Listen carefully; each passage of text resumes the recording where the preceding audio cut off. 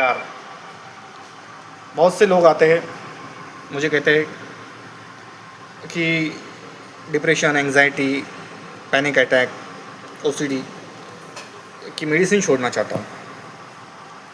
क्या करें डॉक्टर साहब?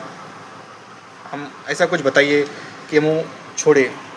तो मैं उनसे और सबसे यही कहना चाहता हूँ कि जब भी आपको कोई मेडिसिन देता है तो वो उसके तजुर्बे से देता है, कोई भी डॉक्टर। तो इसमें आप जल्दबाजी मत कीजिए।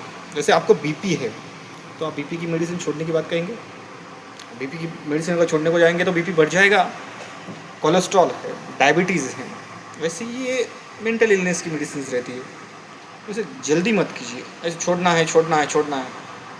तो फिर कोई बोल देता है, कोई यूट्यूब पे देख लेते हैं, कोई व्हाट्सअप पे देख लेते हैं, कहीं किसी के पास चले जाते हैं और फिर बीच में छोड़ देते हैं। विड्रॉल सिम्टम आते हैं, फिर और घबरा जाते हैं और टेंशन में जाते हैं। ऐसा कुछ मत कीजिए। सिर्फ आपको करना क्या है, जो मेडिसिन आपको दी गई है वो समय पे लेनी है। उसके साथ आपको प्राणायाम, मेडिटेशन और योगा का अभ्यास करना है। अब आप बोलेंगे प्राणायाम में क्या करें?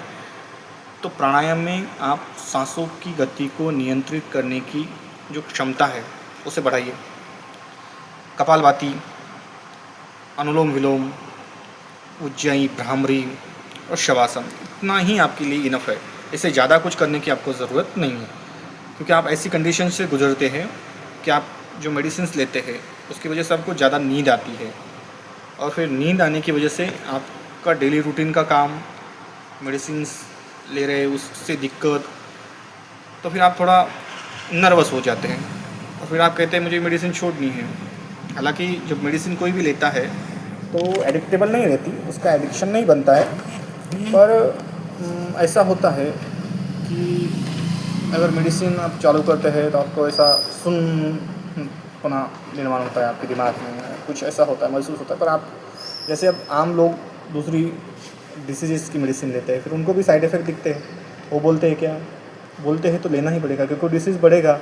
इस प्रकार इसी मेडिसिन, ये जो मेंटल इलनेस की मेडिसिन है, ये भी आपको लेनी पड़ेगी। हाँ, पर आपको अगर ये परमानेंट ना लेनी पड़े और कम से कम समय में आपको ठीक होना है, तो इसके लिए आपको प्राणायाम करना पड़ेगा, अनुलोम विलोम का अभ्यास करना पड़ेगा, और ज़्यादा से ज़्यादा वॉक कीजिए। और अगर वॉक में आप उल्टा चलने का अभ्यास करते हैं तो ये बेस्ट रहेगा। थोड़ा उल्टा चलने का अभ्यास, शांत बैठे हैं, अब मेडिसिन चालू है, दिमाग में कुछ विचार नहीं आते हैं, हार्मोनल सिक्रेशन वगैरह सब बराबर रहता है, तो फिर आप उल्टी गिनती का अभ्यास कीजिए, ज़रूर आपको फ़ायदा होगा।